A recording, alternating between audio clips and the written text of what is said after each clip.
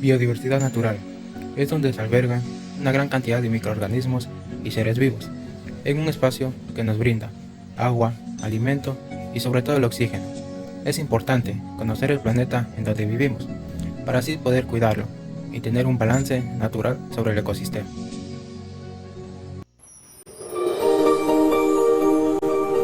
Muy buenas tardes, ingeniero y compañeros aquí presentes. Mi grupo está integrado por mi compañero Gámez Anthony, mi compañera Pacheco Natalie y mi persona quien les habla, Juan Caer. Y el tema a tratar en la exposición del día de hoy es sobre la ecología general. Como primer punto tenemos la ecología. Desde el punto de vista etimológico, ecología proviene del griego oikos, que significa casa, y logos, que significa ciencia. La ecología es una rama de la biología, que estudia las interacciones que determinan la distribución, la abundancia, número y organización de los organismos en los ecosistemas. Esto tenemos la importancia de la ecología, que es preservar la vida y asegurar el desarrollo sostenible. ¿Qué nos quiere decir esto? Que es la capacidad de una sociedad para cubrir las necesidades básicas de las personas, sin perjudicar el ecosistema ni ocasionar daños en el medio ambiente. Dentro de los métodos de estudio tenemos lo que es la autoecología y la cinecología. ¿Qué es la autoecología? Autoecología se entiende como el estudio de las interacciones que realiza un único organismo o especie con su ambiente. En ocasiones, algunos autores utilizan el término de ecología de poblaciones para explicar qué es la autoecología, ya que en esta ciencia las poblaciones están compuestas por especies del mismo tipo. Un ejemplo de ello son las poblaciones humanas o las de ciertos tipos de plantas y animales, como las poblaciones de pinos o las de peces. ¿Qué es cinecología? La cinecología es la rama de la ecología, que estudia cómo están compuestas y estructuradas las comunidades de un ecosistema, sus variaciones en el tiempo, las relaciones entre las diferentes especies que hay en la comunidad y entre los ecosistemas de la Tierra. Como siguiente punto tenemos lo que es la biosfera. Este significado de envoltura viva de la Tierra es el de uso más extendido, pero también se habla de biosfera a veces para referirse al espacio dentro del cual se desarrolla la vida. También la biosfera es el conjunto de la litosfera, hidrosfera y la atmósfera. En sí, ¿qué es biosfera? La biosfera o esfera de la vida es la parte de la Tierra donde se desarrolla la vida. Es un espacio lleno de materiales que se mueven en ciclos impulsados por la energía solar. También la biosfera se refiere a la capa más extensa de la corteza terrestre, donde el aire, el agua y el suelo interactúan recíprocamente con ayuda de la energía. Dentro de esto tenemos lo que son los niveles de organización de la materia. La biología se ocupa de analizar las jerarquías o niveles de organización que van desde la célula a los ecosistemas. Este concepto implica que en el universo existen diversos niveles de complejidad. Por lo tanto, es posible estudiar la biología a muchos niveles, desde un conjunto de organismos hasta la manera en que funciona una célula o la función de las moléculas de la misma. Dentro de este cuadro podemos ver todos los niveles de organización de la materia, que va desde lo más pequeño, que es un átomo, hasta lo más grande, que en sí es la biosfera. Entonces, aquí veremos lo que hemos estado estudiando, comenzando por los organismos. ¿Qué son los organismos? Es la unidad fundamental de la vida. Eso no quiere decir que en el nivel de organización superior, en el cual las células, tejidos, órganos y aparatos de funcionamiento forman una organización superior, como son los seres vivos, y estos serían los animales, plantas, insectos, etc. Como siguiente punto tenemos lo que es la población, que es el grupo de individuos de una misma especie. ¿Qué nos quiere decir? Que los organismos de la misma especie se agrupan en determinados números para formar un núcleo poblacional, como por ejemplo sería una manada de leones o lobos, un bosque de arces o pinos, y que coinciden además en el tiempo y el espacio. Como siguiente punto tenemos lo que es la comunidad, y esto es la asociación de especies en un área particular. ¿Qué nos quiere decir? Que es la relación entre grupos de diferentes especies, como por ejemplo las comunidades del desierto pueden consistir en conejos, coyotes, víboras, ratones, aves y plantas como son los cactus. La estructura de una comunidad puede ser alterada por cosas tales como el fuego, la actividad humana y la sobrepoblación. Como siguiente punto tenemos lo que es el ecosistema, que es la comunidad biológica con condiciones del lugar. Esto no es nada más que la relación entre un grupo de organismos entre sí y su medio ambiente. Los científicos a menudo hablan de la interrelación entre los organismos vivos, dado que de acuerdo a la teoría de Darwin, los organismos se adaptan a su medio ambiente y también deben adaptarse a los otros organismos de ese ambiente. Y como último punto tenemos lo que es la biosfera, que es el conjunto de todos los ecosistemas, que en sí no es más que la suma de todos los seres vivos, tomados en conjunto con su medio ambiente. En esencia, el lugar donde ocurre la vida. Buenas, mi nombre es Antonio Gámez y les voy a explicar sobre lo que es los ecosistemas. Primeramente, un ecosistema es un sistema o es una unidad de organización biológica en la que habitan o están formadas por comunidades, las cuales viven en un ambiente único. Ahora, el funcionamiento y la estructura. Primero, el funcionamiento. ¿Cómo funciona esto? Primero, para que un ecosistema pueda subsistir o existir, tiene que tener energía, como todo. ¿Cómo se crea esta energía? Bueno, como sabemos, la energía no se puede crear ni tampoco se destruye, se transforma. ¿Pero de dónde se lo obtiene? Se lo obtiene desde el sol, uno de los primeros fuentes. Esta es absorbida por los productores, los cuales son las plantas, que conjunto con los minerales que se encuentran en el suelo y el agua, crean energía que es consumida por los consumidores primarios, los cuales son los insectos, roedores o los primeros que se encargan de consumir esta energía de las plantas. Luego se encuentran los consumidores secundarios que absorben toda la energía cuando comen o se consumen a los consumidores primarios. Ahora, la estructura. La estructura está formada primeramente por el biotipo. ¿Qué es el biotipo? Es nada más y nada menos que donde habitan los organismos, es decir, el hábitat o su ecosistema. Dentro del biotipo se encuentran los tipos de ecosistemas, los cuales son ecosistemas acuáticos y ecosistemas aéreos o terrestres. En los ecosistemas acuáticos se encuentran lo que es ecosistemas acuáticos cerrados, que están formados por lagunas, lagos, pantanos, etcétera. O sea, es donde el agua se queda estancada y no fluye. Los ecosistemas acuáticos abiertos, en cambio, es donde el agua sí fluye, como son ríos, riachuelos, vertientes, y etcétera. Luego están los medios acuáticos oceánicos, que pues como su nombre lo está indicando, se trata de los océanos. En los medios aéreos o terrestres, estos están relacionados ya que todos los organismos aéreos necesitan energía, consumir, comer, lo cual lo consigue en el suelo o el ecosistema terrestre. Los ecosistemas terrestres pueden ser desiertos, tundras, sabanas, etc. Ahora vamos lo que es la biocinesis. La biocinesis, en cambio, es la comunidad de un ecosistema. Es el conjunto de todos los organismos vivos que viven en el biotipo. O sea, la biocinesis lo que quiere decir es que son los organismos o los factores que habitan dentro del biotipo. Bueno, la biocinesis comprende tres elementos principales, los cuales son población, hábitat, nicho ecológico.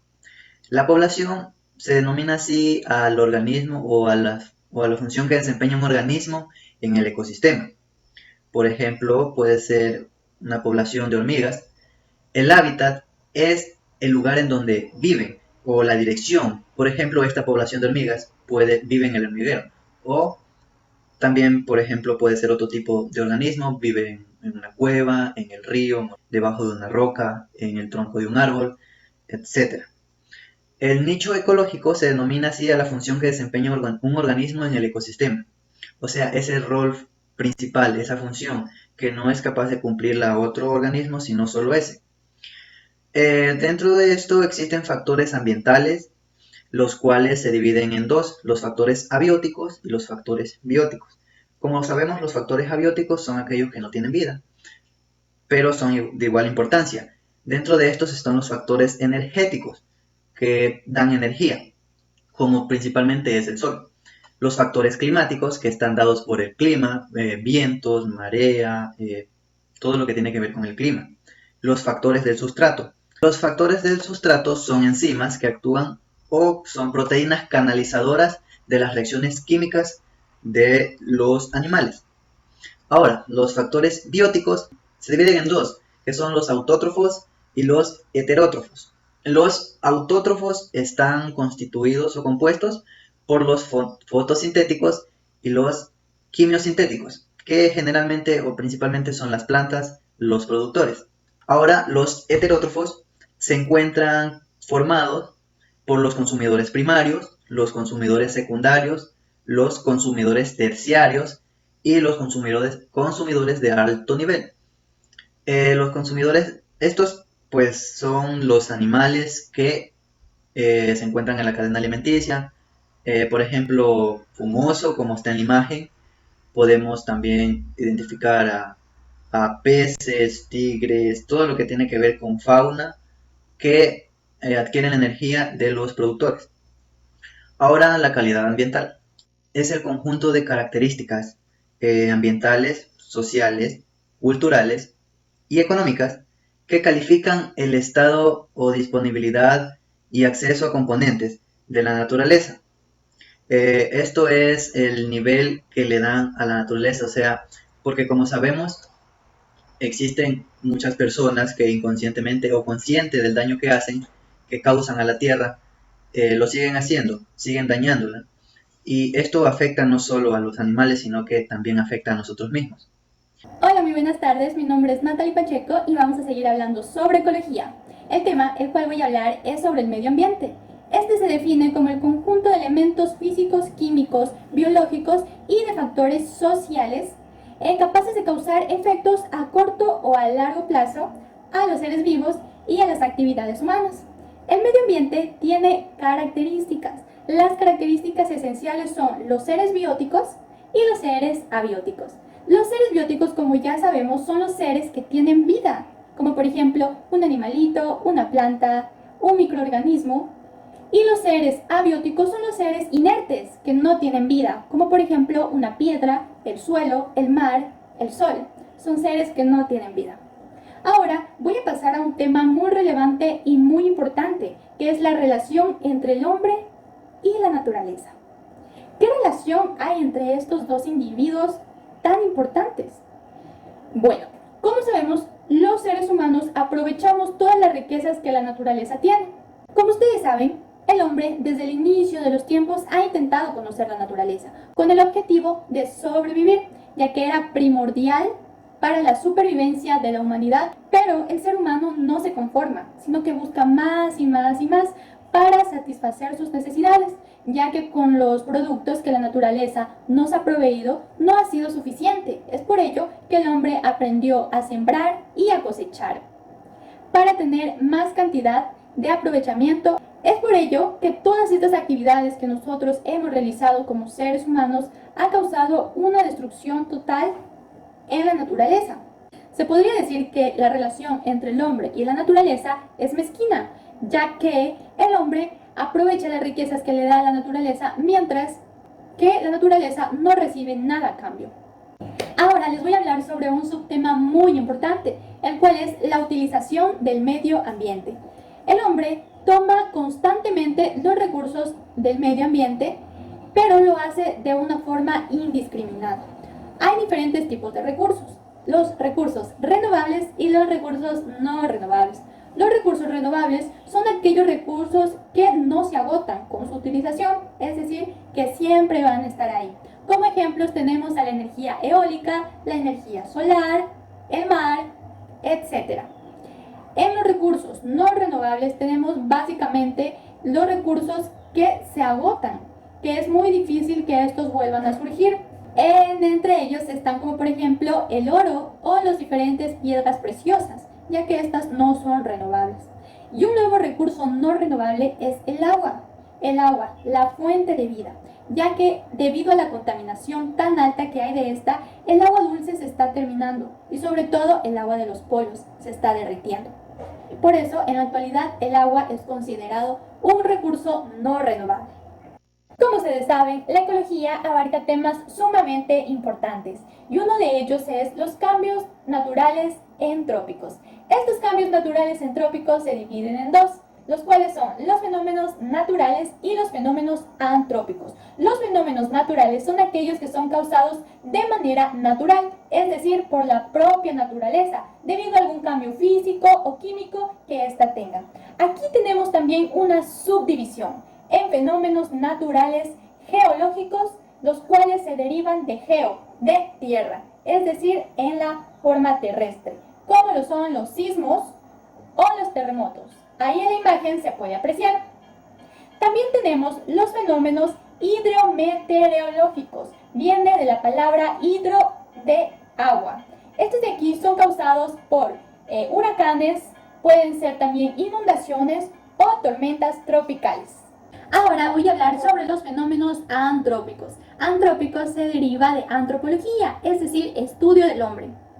Los fenómenos antrópicos se dan debido a la causa de la humanidad por diferentes factores o acciones que el ser humano ocasiona, como por ejemplo derrames de petróleo, derrames de químicos, derrames de diferentes detergentes, los cuales causan degradación del suelo y pérdida de nutrientes, lo cual afecta muchísimo a los cultivos y a las diferentes siembras que se dan en el suelo. Es por ello que los suelos ya no están produciendo como lo hacían antes.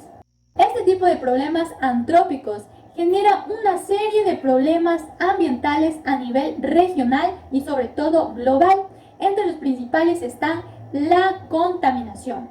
La contaminación se puede dar de diversas formas. Contaminación en el agua, contaminación en el aire, contaminación en el suelo, puede ser contaminación visual, contaminación por medio de sonidos, contaminación odorífera, que es mediante los olores. Existen diversos tipos de contaminación que se dan a causa de las diferentes acciones que realiza el ser humano, como por ejemplo las fábricas que no tienen una buena utilización o un buen manejo de los residuos que éstas generan.